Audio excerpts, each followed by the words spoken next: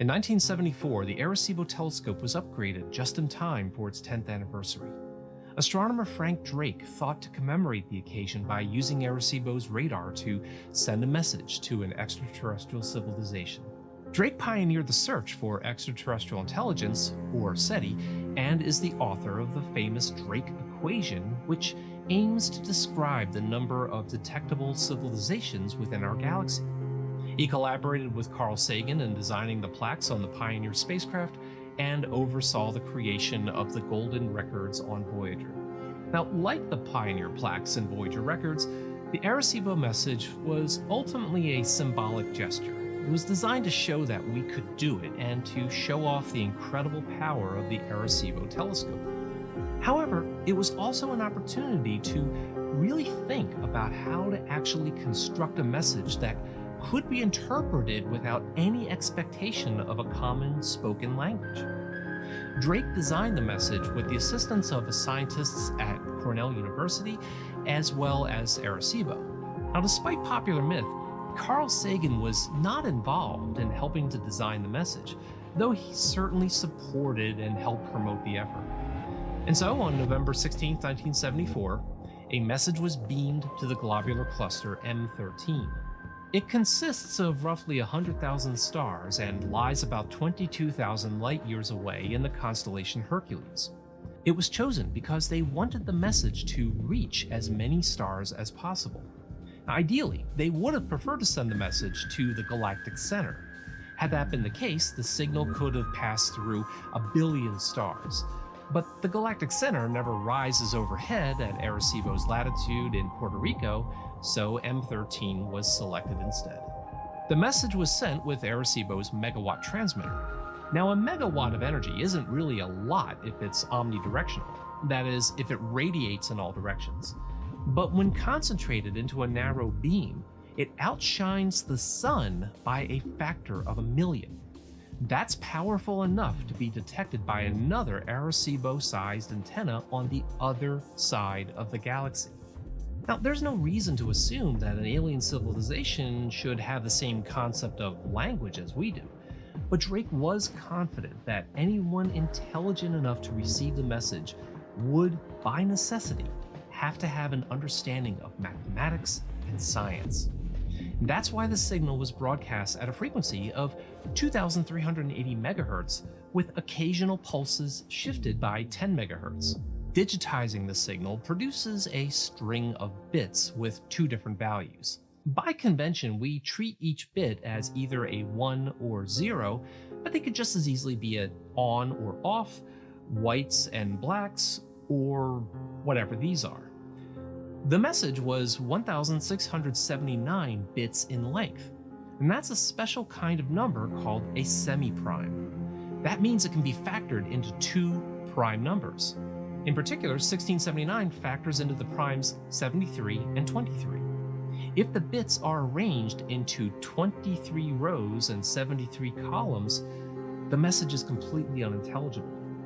But if the message is instead arranged in 23 columns and 73 rows, an unmistakable message emerges. The message is broken down into 7 parts. The top part of the message are the binary representations of the numbers 1 through 10. It's meant to act as a kind of Rosetta Stone for the rest of the message. Now, if you already know how binary works, or don't care to know how binary works, feel free to skip ahead to the next part of the video. But otherwise, let's talk about how to read the first 10 numbers. The bits at the very bottom of each number are intended as markers to indicate the start of the column for the number in question. Each bit in the column above represents an increasing power of 2, starting from 0 and counting upwards. The value of the number that any combination of bits represent is calculated by adding up the values of the bits that are switched on. So for example, in the first column, the bit above the marker is on, but the rest are off. So the value of this column is 1 plus 0 plus 0, or 1. In the next column, the bottom bit is switched off, followed by a bit that's switched on, followed by a third bit switched off. So it's 0 plus 2 plus 0, or 2. The third number is 1 plus 2 plus 0, or 3. 4 is simply 4. 5 is 1 plus 0 plus 4. 6 is 0 plus 2 plus 4. And 7 is 1 plus 2 plus 4. The numbers 8 through 10 are a little trickier because only the first 4 rows could be used to express these first 10 numbers. So these numbers are represented with 2 columns. This is why the bottom marker is there to indicate where to start reading the numbers from. So the positions represent 1, 2, and 4 as above, followed by positions 8, 16, and 32. Now, writing numbers out this way might not be obvious to anyone who manages to arrange the message correctly, even if they do understand binary. But if they do figure this part out, there's a good chance they can figure out the rest of the message. The next set of numbers are 1, 6, 7, 8, and 15. These are the atomic numbers of hydrogen, carbon, nitrogen, oxygen, and phosphorus. These are the elements that ultimately make up DNA. The chemical groups that make up DNA nucleotides are defined using the same convention. So for example, 7 hydrogen atoms with 5 carbon atoms, 0 nitrogen, 1 oxygen, and 0 phosphate atoms form the compound deoxyribose, literally the D in DNA. This is followed by descriptions of adenine, thymine, and deoxyribose. Then 2 phosphate molecules are represented on either side of the message to represent their locations on the sides of the DNA double helix. Then a row of deoxyribose, cytosine, guanine, and deoxyribose, followed by another set of phosphates. The long double column underneath represents the number 4,294,441,822. In 1974, this was thought to be the number of nucleotide base pairs in the human genome. Today, we know that number is closer to 3.2 billion. Oops. Surrounding this number is a graphical representation of a double helix. Hopefully, whoever receives the message will recognize the shape and understand that the message is trying to convey DNA information. The double helix converges onto a depiction of a human being. This could be the most recognizable part of the entire message, assuming whoever receives it is bipedal. On the left is a horizontal binary depiction of the number 14.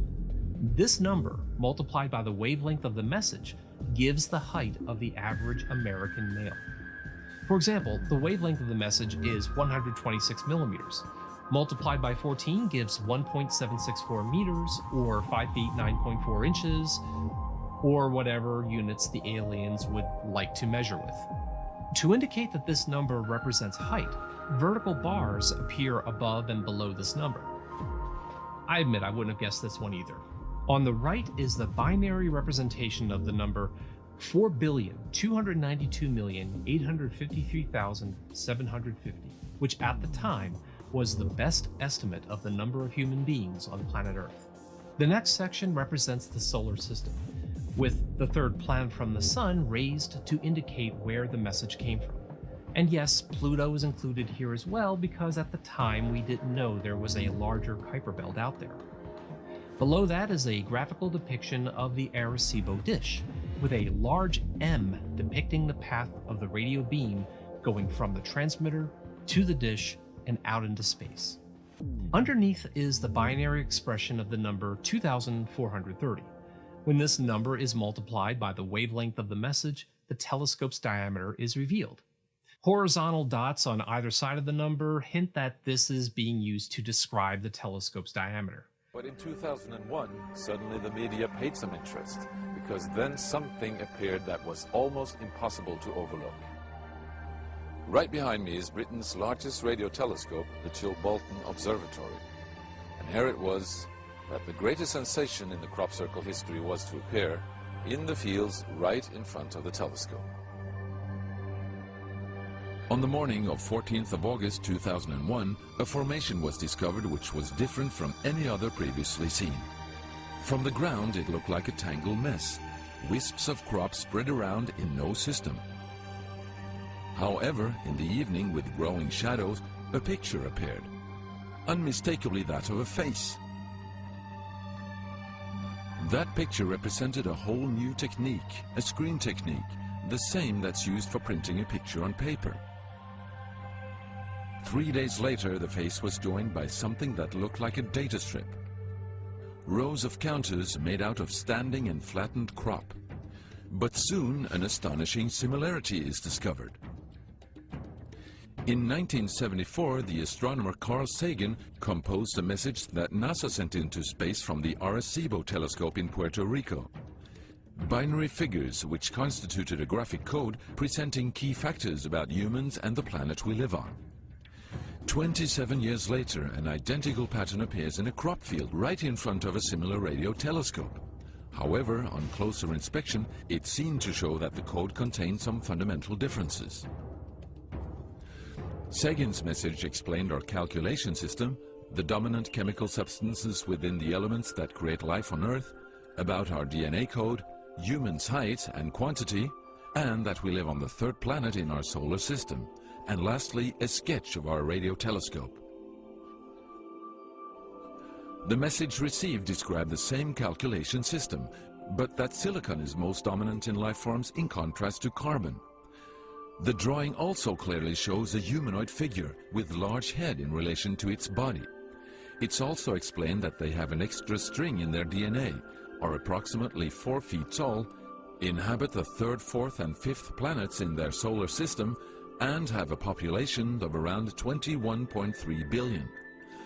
Underneath, the telescope has been replaced by something more complex. 1 year earlier, a strange crop circle had appeared in the same place. Is this the same illustration as in the sender's code? Is this the correspondence radio telescope?